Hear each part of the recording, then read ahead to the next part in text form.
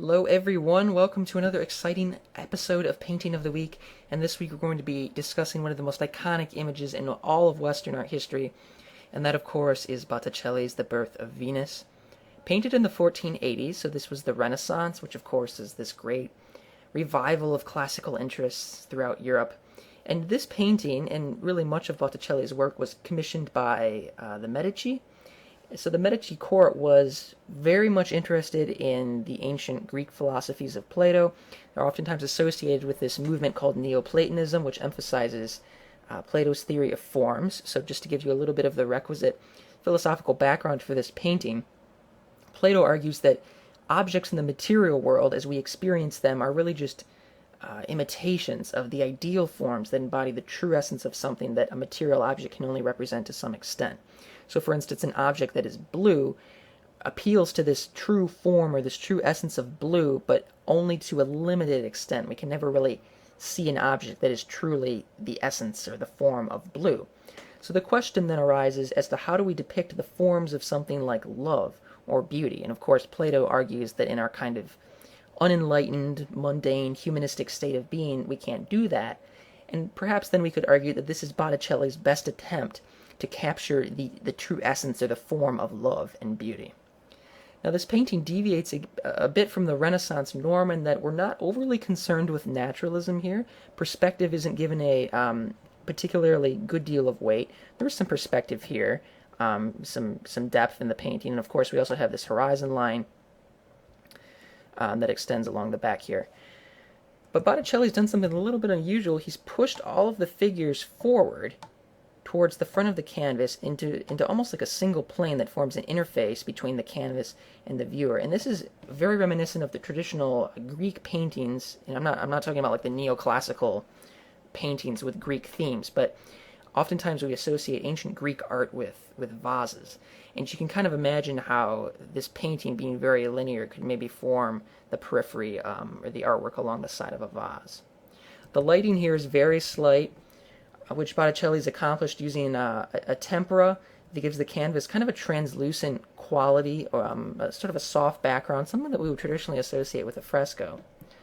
But let's look a little bit more at the individual characters now. As I said, they're all kind of positioned in a single frontal plane. It's almost like a frieze, really.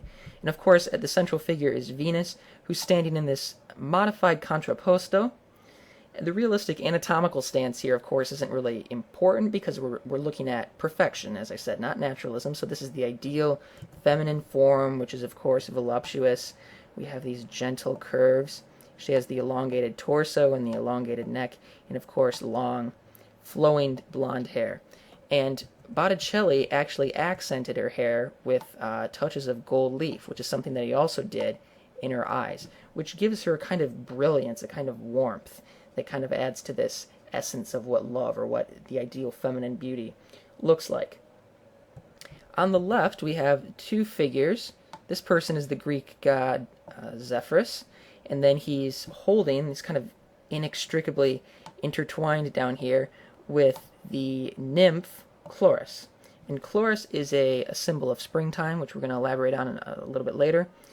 But notice that they're both blowing onto, you can actually see their breath here. They're blowing Venus, who's sort of suspended, or she's very gently kind of standing on the edge of this big clamshell, toward the shore, where the Greek goddess Hora, right here, is prepared with this cloak to clothe the goddess. It's worth talking a little bit more about the placement of Venus's hands. So she's hiding herself with sort of a delicate modesty here. It's still giving us a fairly good view of her front. And this is the Renaissance, so we have this renewed interest in Greco-Roman themes, and we know in ancient Greece that nudity was not considered something that was especially egregious by any means.